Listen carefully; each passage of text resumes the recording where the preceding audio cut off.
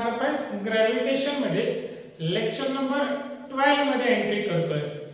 थोड़ा मागचं रिवीजन करून देतो। भाई हमने लास्ट लेक्चर में पढ़ा था कि what do you mean by gravitational potential. तो हमने बोला था कि भाई ग्रेविटेशनल पोटेंशियल का मतलब होता है work done to bring a test mass from infinity in a gravitational field. This work done is called as work done per unit mass is called as gravitational potential। Hum use V say denote करते हैं। आज के lecture में हम ये देखेंगे कि gravitational potential due to various kind of bodies, मतलब किसी ring के वजह से या किसी सॉलिड स्फीयर की वजह से या शेल की वजह से किसी भी पॉइंट का हमें ग्रेविटेशनल पोटेंशियल कैसे फाइंड करते हैं और उसका क्या फॉर्मूला डिराइव होता है। तो ज्यादा हम टाइम पास नहीं करते हैं, थोड़ा सा डायरेक्टली लेक्चर को स्टार्ट करते हैं। सगळ्यात पहिले मी तुम्हाला सांगतो, पहिला पॉइंट लक्षात घ्या, potential due two point mass.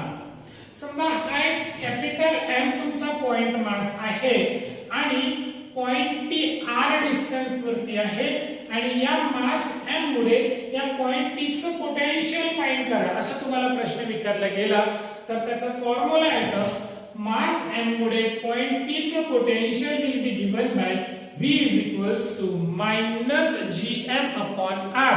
काय फॉर्म्युला आहे v is equals to minus gm upon r। Okay, चला, पोटेंशियल ही स्केलर क्वांटिटी आहे, डायरेक्शन ची गरज नाही।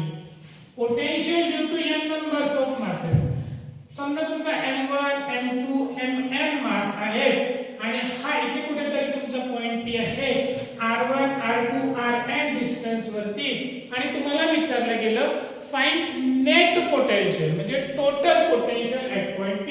तर अगदी सिंपल आहे पोरो, काय करायचं, याच्यामुळे v1 पोटेंशियल आलं असेल, याच्यामुळे v2 पोटेंशियल असेल आणि याच्यामुळे vn पोटेंशियल असेल, म्हणजे पॉइंट p वरती नेट पोटेंशियल कसं राहील v1 v2 vn आणि पोटेंशियलचा फॉर्म्युला माहिती आहे तुम्हाला -gm/r। तर मग -gm/r1 -gm/r2 -gm/rn, minus sign जर बाहेर काढली तर gm/r1 gm/r2 gmn/rn आला। So that will be the formula. त्यानंतर झिरो पोटेंशियल पॉइंट डिराइव करा असा प्रश्न विचारला गेला, म्हणजे दोन मास आहेत, म्हणजे हा तुमचा एक m1 मास आहे आणि हा m2 मास आहे। दोन मास मधलं डिस्टन्स स्मॉल d ने डिनोट केला गेलेला आहे आणि तुम्हाला प्रश्न विचारला पोरो derive zero potential point, find zero potential point, म्हणजे या दोन मास मधला असा पॉइंट डिराइव करा जिथलं पोटेंशियल किती असेल झिरो असेल। बरं, मग तुम्ही काय करू शकता, या m1 मासचं अंतर कन्सिडर करा x, तर मग m2 मासचं इथलं अंतर टोटल d म्हणजे x कमी झालं d x आणि इथून इतकं पोटेंशियल पोरो किती असेल v1 आणि इथून इतकं पोटेंशियल किती असेल v2। काय करायचं, त्यांनी सांगितलं की हा झिरो पोटेंशियलचा पॉइंट आहे म्हणजे v1 v2 किती 0, म्हणजे v1 किती होईल v2 आणि v चे फॉर्म्युले आणि v1 आणि v2 चा फॉर्म्युला डायरेक्ट टाकून द्यायचा gm/r, म्हणजे तो काय होईल gm/x gm/t-x है ना, म्हणजे gm1/x gm2/t-x। याला तुम्ही सॉल्व केलं तर तुम्हाला x ची व्हॅल्यू मिळते m1d/m1 - हा मी फास्ट अशासाठी घेतो की मागच्या लेक्चर मध्ये मी हे सगळं डिराइव करून दिलं होतं तुम्हाला फील्ड इंटेन्सिटी मध्ये, सेम तसंच आहे। फील्ड इंटेन्सिटी मध्ये आपण याला काढणं शिकलो होतो, त्याचप्रमाणे फॉर्म्युला चेंज करून टाका। आता फील्ड इंटेन्सिटीचा gm/r² होता, याचा gm/r आहे है ना। तर मागचं ते लेक्चर चेक करा आणि पुढे चला। आता आपण बघून राहिलो gravitational potential for different bodies, वेगवेगळ्या बॉडीज मुळे किंवा वेगवेगळ्या बॉडींचं ग्रॅव्हिटेशनल पोटेंशियल काय असतं। तर पहिली बॉडी घेऊया युनिफॉर्म रिंग. पहिली बॉडी कोणती घेतली मी? Uniform ring. समजा पोरं ही एक रिंग आहे. ही काय आहे? एक रिंग. रिंगचं एम मास आणि आर रिंगची रेडियस. समजलं ना काय बोलले मी? ही काय आहे तुमची? एक रिंग. रिंगचं मास किती आहे? Capital M. रिंगची रेडियस किती आहे? आर. तुम्हाला प्रश्न विचारला या रिंगची ऍक्सिस म्हणतात. याला काय म्हणतात? ऍक्सिस. ऍक्सिस वरती तुमचा पॉइंट पी आहे सेंटर पासून आर डिस्टन्स वरती. तर या रिंग मुळे या पॉइंटला किती ग्रॅव्हिटेशनल पोटेन्शियल असेल ते डिराइव्ह करा. What is the formula for the gravitational potential due to circular uniform ring? म्हणजे मास डिस्ट्रीब्यूशन एक सारखं आहे, uniform distribution of the mass आहे. आतापर्यंत पॉइंट मास बद्दल बोललो म्हणजे एकच मास. आता डिस्ट्रीब्यूशन ऑफ द मासेस आहे. तर what is the gravitational field? तर पूरा ऑन द एक्सिस बद्दल जेव्हा तुम्ही बोलसाल ना, at a point on its axis the gravitational potential चा फॉर्म्युला येतो -gm अपॉन, इथे मी a स्क्वेअर नाही घेत. बघा फॉर्म्युला काय करतो? Capital R square plus small r square. काय फॉर्म्युला म्हणतो? v -gm upon under root r square plus small r square -gm upon under root r square plus small r square. हा formula म्हणतो पोटेन्शियलचा. कुठला point आहे बाबा? On the axis चा point है. बॉडी कोणती आहे रे? रिंग. कौन सी बॉडी है? रिंग. रिंग की वजह से पॉइंट पी पे r डिस्टेंस पे कितना ग्रेविटेशनल पोटेंशियल रहेगा भाई? तो -gm upon under root r square plus small r square. Capital R radius of the ring है और small r distance of the point, जहां का सेंटर से डिस्टेंस ऑफ द पॉइंट, जहां का पोटेंशियल हमें फाइंड करना था. ठीक है. अब मान के चलो at the centre pay potential कितना रहेगा? हमने ये पॉइंट P का तो पोटेंशियल निकाला, ये वाला निकला ये पॉइंट P का पोटेंशियल, राइट? तो सेंटर पे पोटेंशियल कितना रहेगा भाई? सेंटर पे r डिस्टेंस कितना हो गया? 0. अभी इथलं पोटेंशियल काढायचं. इथलं काढलं तुम्ही या फॉर्म्युल्याने. या पॉइंटचं समजा पॉइंट P इथे जर असेल तर पोटेंशियल किती होईल? हे r किती होईल? 0. हे r 0 ठेवा फॉर्म्युल्यामध्ये. r square plus 0. r square रूटच्या बाहेर काय निघेल? r म्हणजे पोटेन्शियलचा formula -gm upon r -gm upon r. म्हणजे रिंगच्या सेंटर मधलं जर पोटेन्शियल तुम्हाला काढायला सांगितलं तर फॉर्म्युला काय वापरायचा? -gm upon r -gm upon r. मतलब क्या होता है? सेंटर पॉइंट के लिए रिंग, सेंटर पॉइंट के लिए ring act as a point mass. तो सेंटर पे उसका पोटेंशियल -gm अपॉन r, क्योंकि gm अपॉन r. आलं लक्षात? भाऊ इंटेन्सिटी सेंटरला किती झाली होती? 0. मात्र पोटेंशियल 0 होत आहे का? नाही. नीट लक्षात ठेवा. Intensity will be 0, but potential will not equal to 0 at the center of the ring, not at the center of the sphere वगैरे. Second condition, potential due to spherical shell. Potential due to spherical shell. समजा बरोबर ही तुमची एक spherical shell आहे. This is your spherical shell. आतमधनं पोकळ. This is spherical shell.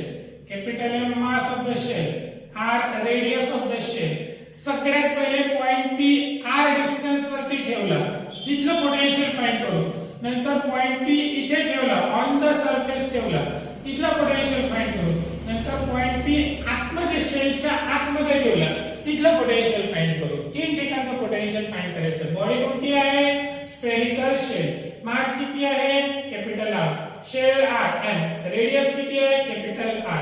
Point P कुठे कुठे आहे? शेलच्या बाहेर, शेलच्या वरती, शेलच्या आतमध्ये. Number 1 outside the surface. मतलब point P R is greater than capital R. मतलब यहाँ का हमें पोटेंशियल डिराइव करना है. तो सिंपल फॉर्मूला है, ये मास पॉइंट मास कंसीडर करो. V is equals to -gm upon R. समजा पॉइंट P सरफेस वरती असेल तर small r is equals to capital R तर मायनस जीएम अपॉन आर आणि आतमध्ये असेल तर मायनस जीएम अपॉन आर. हे तीन फॉर्म्युले तुम्हाला मिळतील potential due to spherical shape. Formula common येऊन राहिला म्हणून थोडं फास्ट घेऊया. फॉर्म्युला असं वेगळे येऊन राहिले कॉमन फॉर्म्युला येऊन राहिले ना. इकडे लक्षात घ्या. मी जरी नसेल दिसत तरी माझा आवाज ऐका. इकडे लक्षात घ्या. Potential due to solid sphere. आता बोलो हा तुमचा सॉलिड स्फियर आहे. या सॉलिड स्फियरची capital M mass, capital R radius, point P इथे आहे, पॉइंट बी इथे आहे, पॉइंट बी आतमध्ये आहे. आपल्याला तीन पॉइंटचा पोटेन्शियल फाइंड करायचा आहे. समजा पॉइंट बी बाहेर असेल आउटसाइड द स्फियर तर हे आर डिस्टन्स याच्यापेक्षा जास्त आहे का? हो सर जास्त आहे. Minus GM upon R. काही टेंशन वाली बात नहीं. पॉइंट बी इथे आहे तर minus GM upon capital R. कोई बड़ी बात नहीं है. इनसाइड द स्फियर ये बड़ी बात है. समजा पॉइंट पी सॉलिड स्फियरच्या आतमध्ये असेल तर फॉर्म्युला पोरं बघा काय बनतं. झोपले का? नाही ना. हे किती आहे? 4 बरोबर. फॉर्म्युला बघा minus GM upon twice R in bracket 3 minus small r upon capital R square minus GM upon twice r 3 minus small r upon capital R whole bracket square. आला. हा फॉर्म्युला येतो इनसाइड द सॉलिड स्फियरचा. बरोबर. सेंटरला किती असेल रे? या centre वरती obviously centre smaller distance किती होईल? 0. मग स्मॉलर 0 झालं तर हे सगळे फंक्शन 0. 3 मायनस 0 3 तर minus 3/2 GM upon R. Correct. तर हा झाला आमचा gravitational potential at various point due to various bodies. पहिली बघितली पॉइंट मास मुळे, नंतर बघितलं युनिफॉर्म रिंग मुळे, मग स्फेरिकल शेल मुळे आणि मग सॉलिड स्फियर मुळे. करेक्ट. इतकं समजलं सगळ्यांना? Okay good. एक छोटासा टॉपिक इथे सांगतो म्हणजे त्याच्यावरती पण जरा नीट लक्ष घ्या. छोटा टॉपिक आहे यातलाच येतं.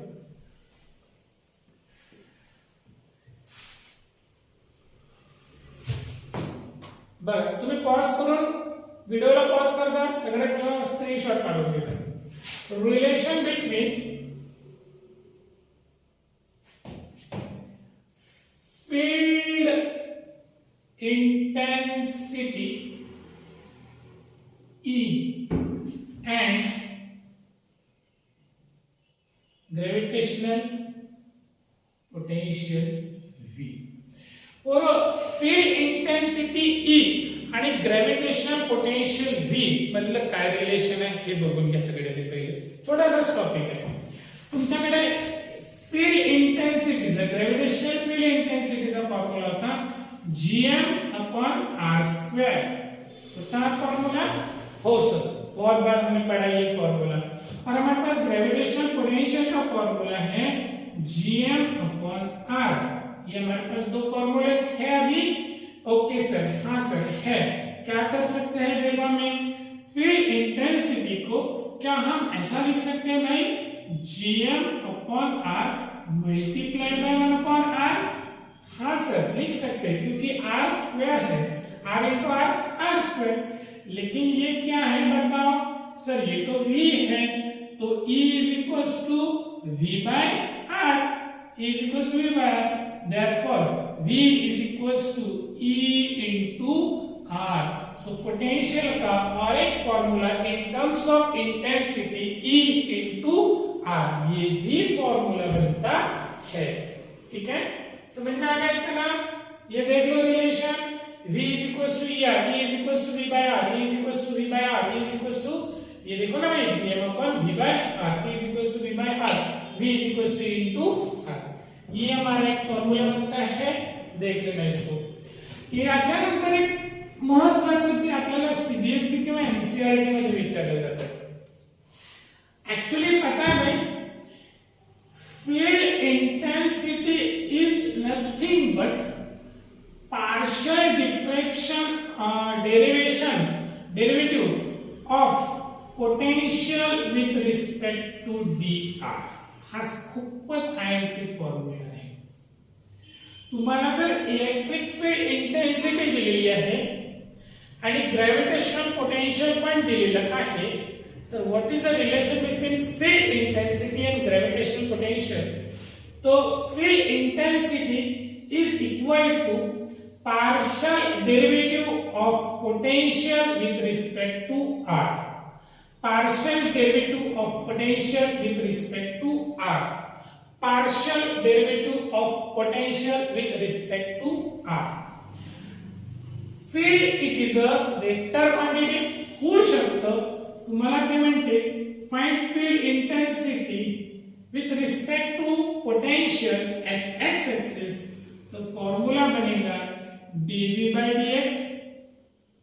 Field intensity along y-axis तो dv by dy, और field intensity along z-axis dv by dz. ठीक है, तो पार्शियल डेरिवेटिव करना पड़ेगा आपको अगर आपको इंटेंसिटी और पोटेंशियल के बीच का रिलेशन डिराइव करना होगा. हे पण तीन फॉर्म्युले जरा व्यवस्थित लक्षात ठेवा. म्हणजे make the dv by dr x axis y axis हे लक्षात ठेवा. पोटेन्शियल स्केलर क्वांटिटी आहे, मात्र फील्ड इंटेन्सिटी वेक्टर क्वांटिटी आहे. तर मग फील्ड इंटेन्सिटी वेक्टर असल्यामुळे होऊ शकते मला x डायरेक्शन y डायरेक्शन आणि z डायरेक्शन जे काढायचं काम पडू शकते.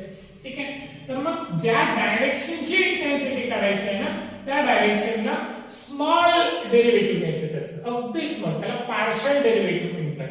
न्यूमरिकल जेव्हा येईल तेव्हा मी तुम्हाला हे करून देईल. आणि हो, हे मायनस हे लक्षात ठेवायचं सगळं, हे सगळं minus minus minus dv by dr minus dv by dr minus dv by dr x axis y axis और z एक्सिस के बारे में. Are you ready? चलो, this is the important concept. आगे बढ़ते हैं हम लोग अभी.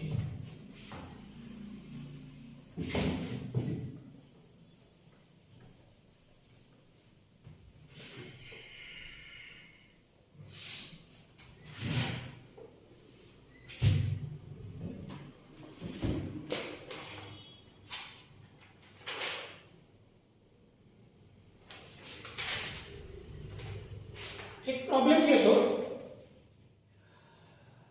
The intensity of gravitational field at a point situated at 8,000 km from center of the earth.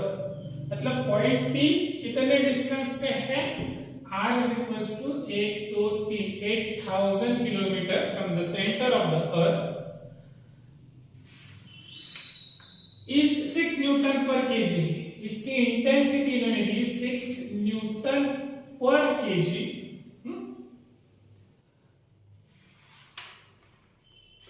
The gravitational potential at that point is equals to V is equals to question mark.